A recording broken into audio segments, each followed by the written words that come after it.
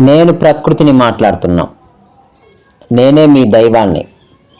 నన్ను కాపాడుకోండి.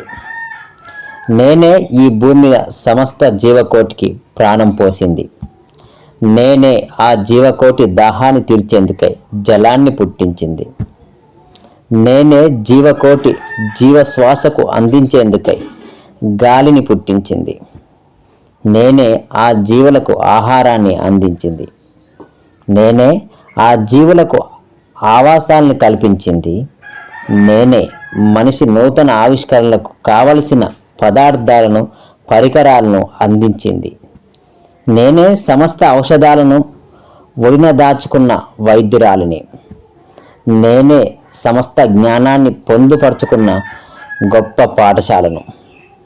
మీరు మొక్కే రాతి అది నాలోని ఆవిర్భవించిందే. ఈ భూమి